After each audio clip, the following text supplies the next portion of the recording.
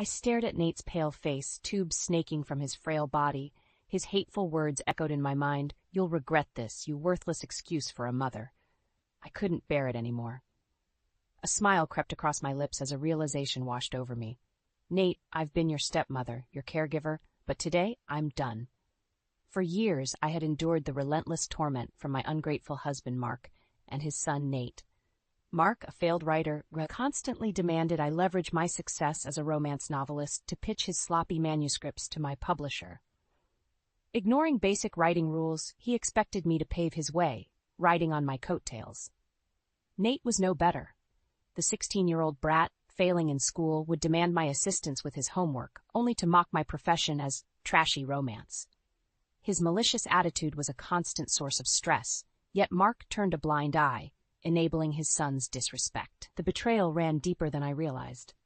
One fateful day, I discovered Mark had been submitting his manuscripts as my own, causing professional havoc. When I confronted him, he dismissed my anger with a wave of his hand, and Nate celebrated his father's deceit openly.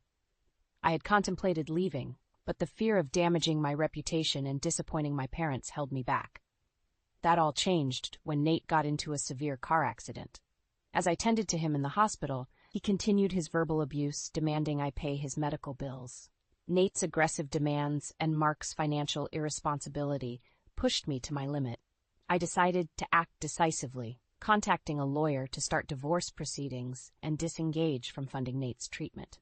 No more would I be the doormat for their entitled behavior.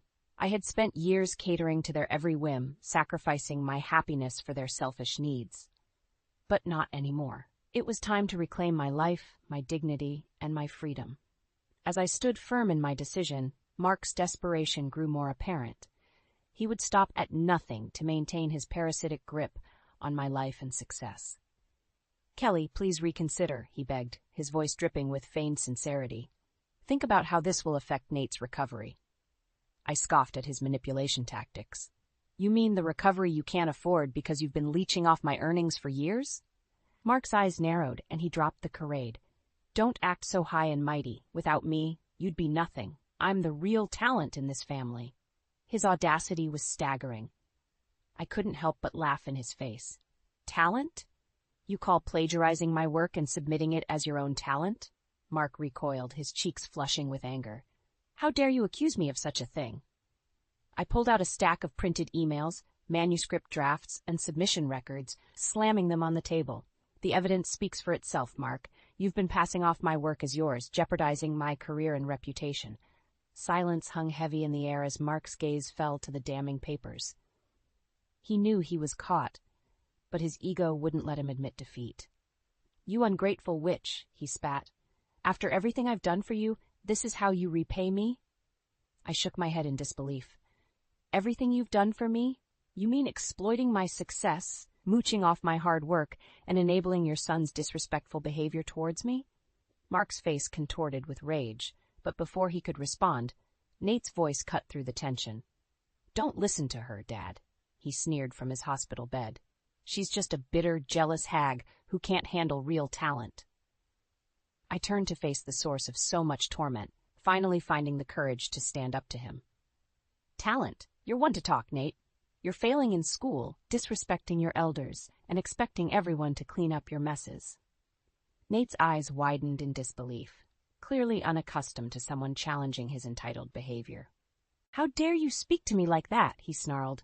"Do you have any idea how much my medical bills are costing? You'll pay for this, you washed-up hack!" I couldn't help but laugh at the absurdity of his threats. For too long I had cowered under their intimidation, but no more. "Pay for it?" I retorted, my voice steady and defiant. "I've already paid enough, Nate. I've paid with years of emotional abuse, financial exploitation, and a complete disregard for my well-being." I turned to Mark, my resolve unwavering. "The divorce papers are being filed, and I'm cutting off all financial support. You two can figure out how to solve your problems without my help." As I walked out of that hospital room, a weight lifted from my shoulders. The shackles of their oppression had been broken, and I was finally free. In the days following my confrontation with Mark and Nate, my resolve only strengthened. I gathered every shred of evidence, documenting their deceit and abuse with meticulous detail. As I pored over the paper trail, the depth of their betrayal became increasingly apparent. Emails, draft manuscripts, even plagiarized passages from my published works, it was all there, a damning indictment of their selfish exploitation. I couldn't believe how blind I had been, allowing them to take advantage of me for so long. But no more. This time, I held all the cards. The divorce proceedings moved swiftly, and Mark's attempts at reconciliation grew increasingly desperate. "Kelly, please, think about what you're doing," he pleaded over the phone. "This will ruin us financially. We need your income." I couldn't help but laugh at his audacity. "My income? You mean the one you've been stealing from by passing off my work as your own?" There was a pause on the other end, and I could almost hear the gears turning in his head as he searched for another manipulative tactic. "What about Nate?" he finally said. "He needs you, Kelly. You're like a mother to him." My blood boiled at the mention of that ungrateful brat's name. A mother? Is that what he calls me when he's berating me, mocking my career, and demanding I foot his bills? Mark's voice took on a pleading tone. "He's just a kid, Kelly. He doesn't mean it. We're a family, and families stick together." I couldn't believe the nerve of this man. "A family? You two have done nothing but tear me down and use me as a meal ticket." Well, no more. Before he could respond, I hung up the phone, severing that toxic line of communication. The next few weeks were a whirlwind of legal proceedings, and Mark's desperation turned to bitterness.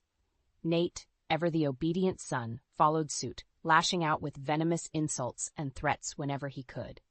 "You're making a huge mistake, Kelly," Nate spat during one of his physical therapy sessions. "Dad and I will make sure you regret this." I simply smiled and shook my head. "Regret?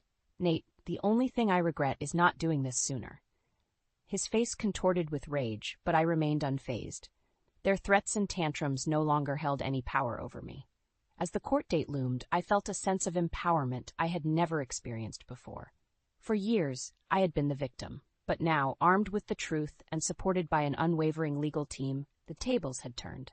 When the day finally arrived, I walked into that courtroom with my head held high, ready to face my tormentors and reclaim what was rightfully mine: my dignity, my success, and my freedom. The weeks leading up to Nate's accident were a whirlwind of emotions. As the court date approached, the tension in our household was palpable. Mark and Nate seemed to take turns lashing out at me, their frustration boiling over as the reality of their impending downfall set in. "You're making a huge mistake," Mark would snarl, his face contorted with rage. "Do you really think a judge will side with you over your own family?" I would simply shake my head and walk away, refusing to engage with his baseless threats. I had the evidence, the truth, and a team of skilled lawyers on my side. Their desperate attempts at intimidation held no sway over me. Nate, ever the obedient son, followed his father's lead, hurling insults and accusations whenever our paths crossed. "You're a selfish, pathetic excuse for a woman," he spat one day as I passed by his room. "Dad and I are the real talents in this family. Without us, you'd be nothing." I couldn't help but laugh at the irony of his words. For years, they had leeched off my success, plagiarizing my work and exploiting my earnings. And now they had the audacity to claim they were the ones responsible for my achievements. As the court date drew nearer, Nate's behavior became increasingly erratic. He would disappear for hours on end, returning home in a foul mood, reeking of alcohol and defiance. "Where have you been?" I demanded one night as he stumbled through the front door, his eyes glazed over. "None of your business, you miserable hag," he slurred, shoving past me and nearly knocking me over. I wanted to say something to put him in his place, but the words caught in my throat. A part of me still clung to the hope that he would come to his senses, that the boy I had tried so hard to nurture was still somewhere inside that bitter shell. But that hope was shattered the night of his accident. I'll never forget the sound of screeching tires and twisting metal that echoed through the neighborhood. When the police officer showed up at our door, delivering the news that Nate had been in a severe car crash, my heart sank. As I rushed to the hospital, a part of me couldn't help but feel guilty, wondering if the stress of the impending divorce had played a role in his reckless behavior that night. But those thoughts were quickly extinguished the moment I stepped into his hospital room and saw the same look of disdain in his eyes. Well, if it isn't the wicked stepmother herself, he sneered, his voice hoarse from the accident. I took a deep breath, steeling myself for the onslaught of abuse I knew was coming. Nate, I'm just glad you're alive, I said, trying to maintain a calm demeanor. He let out a harsh laugh that quickly devolved into a pained cough. Alive? For now, maybe. But with the medical bills piling up, who knows how long that'll last without your precious income to support me. I could feel the anger rising within me, but I pushed it down, determined not to let him bait me into a confrontation. We'll figure it out, Nate, I said, forcing a smile. Right now, all that matters is your recovery. But as the words left my lips, I knew they were a lie. The time for placating him and Mark was over. The court date was just days away, and I had made my decision. No more would I be their doormat, their meal ticket, or their emotional punching bag. It was time to take back control of my life, no matter the cost. In the days following Nate's accident, the hospital room became a battleground. Every time I visited, he and Mark would unleash a barrage of demands and insults, each one more outrageous than the last. You need to start paying his medical bills, Mark would declare, his voice tinged with desperation. We're family, Kelly. You can't just abandon us like this. I would simply shake my head, refusing to be swayed by his manipulation tactics. I'm not abandoning anyone, Mark. I'm just no longer enabling your toxic behavior. Nate, ever the obedient son, would chime in with his usual venom. Listen to my dad, you selfish bitch.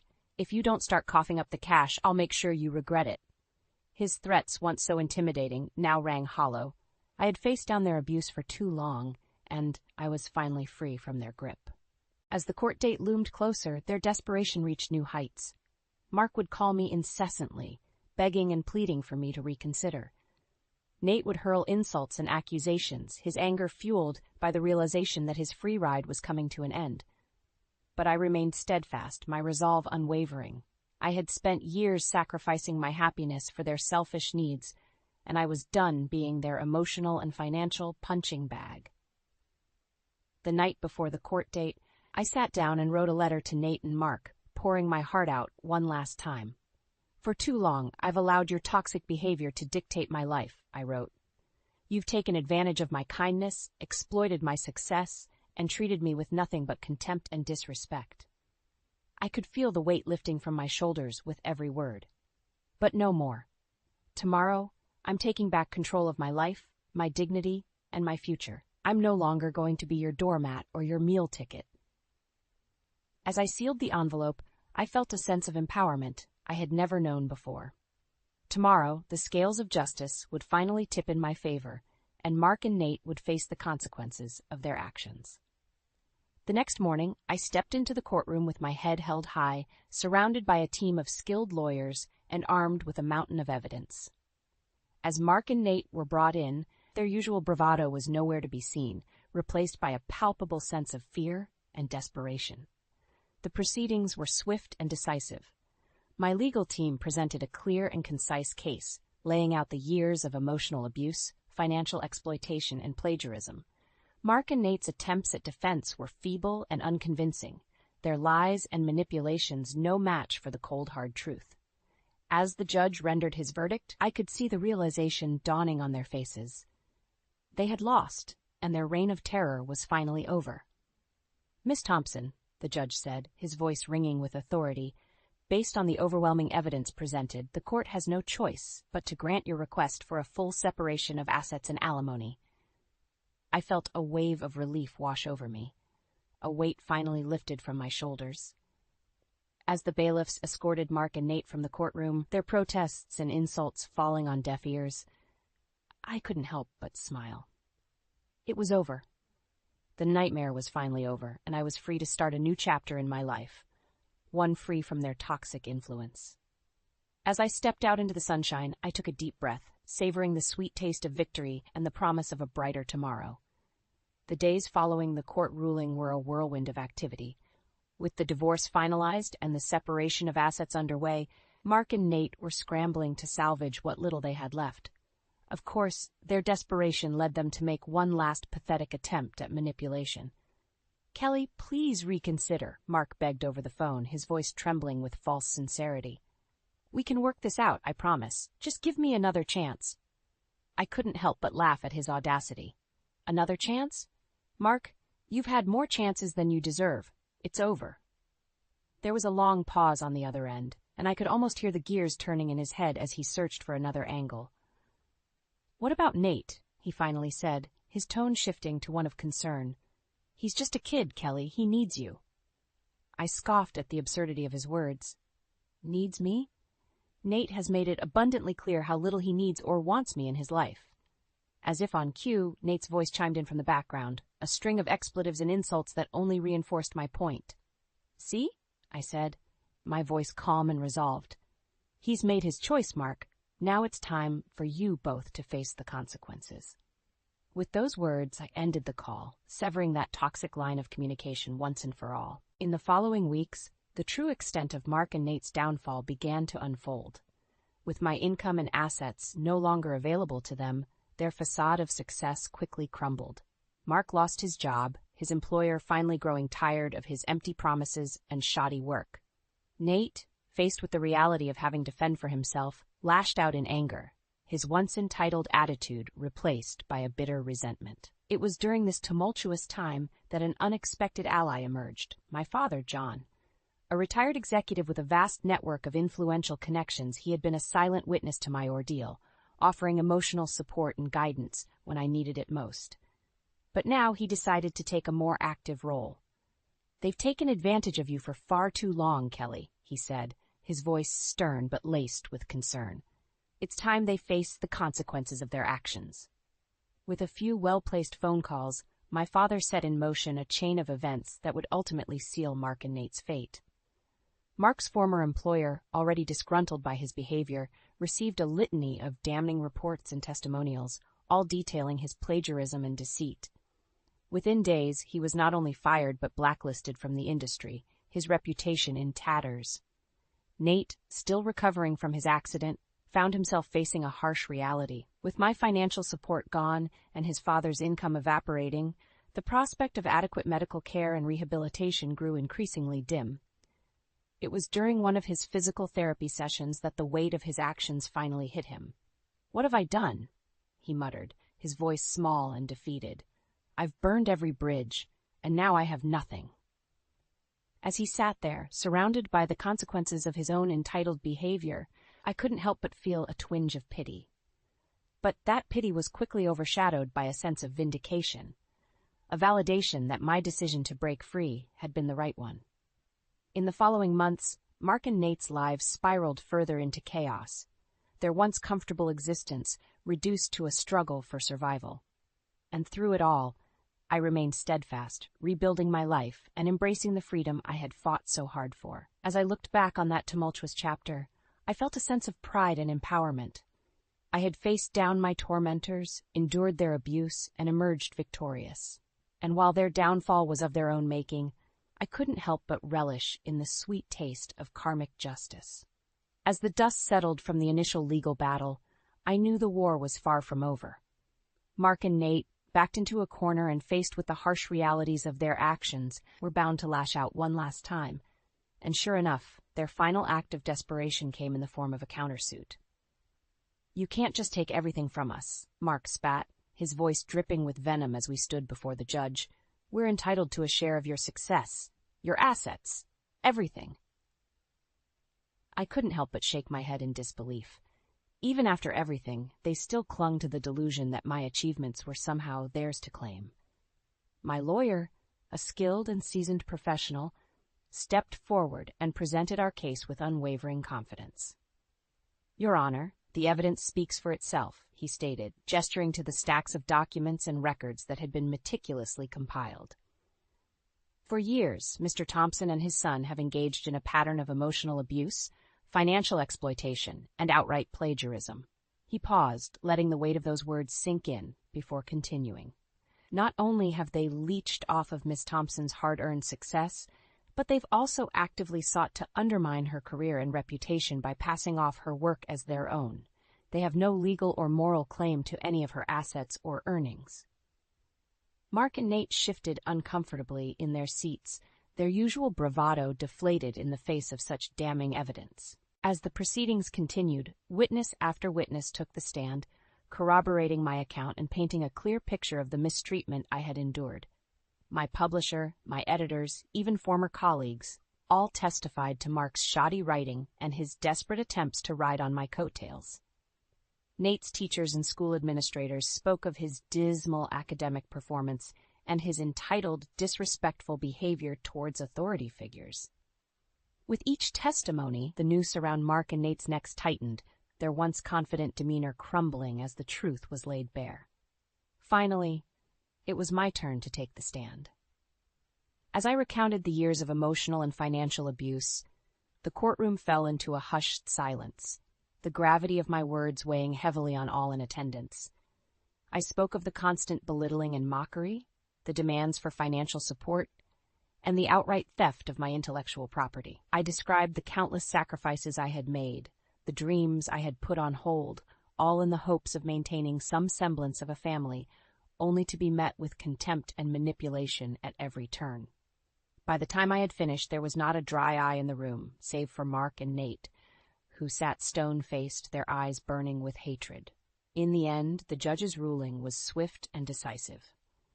Based on the overwhelming evidence presented, this court finds no merit in the countersuit, he declared, his voice ringing with finality. Furthermore, we are awarding Miss Thompson full alimony and a substantial sum in punitive damages for the emotional and professional distress she has endured. As the gavel struck, a wave of relief washed over me. It was finally over, the lies, the manipulation, the constant battle for my dignity.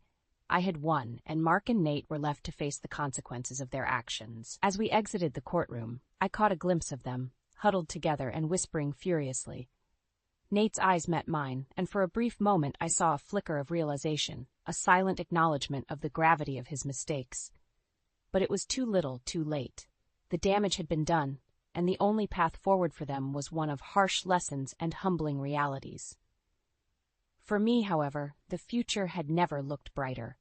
With the weight of their oppression lifted, I was free to embrace a new chapter in my life, one filled with possibilities and the hard-won freedom I had fought so fiercely for. The morning after the final court ruling, I awoke to a sense of liberation I had never experienced before. For the first time in years, I was truly free. Free from the burden of Mark and Nate's toxic influence, free from the constant demands and emotional abuse, and free to live life on my own terms. As I sipped my coffee on the patio, basking in the warm morning sun, I couldn't help but reflect on the tumultuous journey that had brought me to this moment. The years of sacrifice, the emotional turmoil, the legal battles, it had all been worth it to reclaim my dignity and independence. With Mark and Nate's poisonous presence finally excised from my life, a newfound sense of empowerment washed over me. I was in control now, the master of my own destiny, and the possibilities were endless. Over the next few months, I embraced this newfound freedom with open arms. I traveled to exotic locations, soaking in the sights and sounds that would inspire my next literary masterpiece. I indulged in hobbies and passions that had been neglected for far too long, rediscovering the simple joys that Mark and Nate had drained from my life. Wherever I went, I carried with me a sense of pride and accomplishment, a testament to my resilience and unwavering spirit. No longer was I the downtrodden victim, but a survivor, a warrior who had faced down her oppressors and emerged victorious. Of course, there were moments when the echoes of my past would creep in, uninvited whispers of doubt and insecurity, but I quickly learned to silence those voices, to stand tall and bask in the glory of my hard-won freedom. As time passed, the memories of Mark and Nate's cruelty began to fade, replaced by the vibrant tapestry of my new life. Their names, once a source of anguish and torment, became little more than distant specters, ghosts of a past I had left firmly behind. On the rare occasions when I did catch glimpses of their lives, it was through fleeting news reports or whispered gossip, painting a picture of two men brought low by their own hubris and entitlement. Their fall from grace, once a source of vindication, now elicited little more than a passing shrug, a reminder of the consequences of their actions, but nothing more. As for me, my focus remained steadfastly on the future, a future brimming with promise and possibility. I poured my heart and soul into my writing, crafting tales of strength and resilience that resonated with readers around the world. And in those quiet moments when the weight of my journey truly hit me, I couldn't help but feel an overwhelming sense of gratitude. Gratitude for the lessons learned, the battles won, and the unbreakable spirit that had carried me through the darkest of times. For too long I had been a prisoner in my own life, shackled by the demands and manipulations of those closest to me. But now, as I stood on the precipice of a new dawn, I was finally free to soar, free to dream, and free to embrace the life fought so hard to reclaim.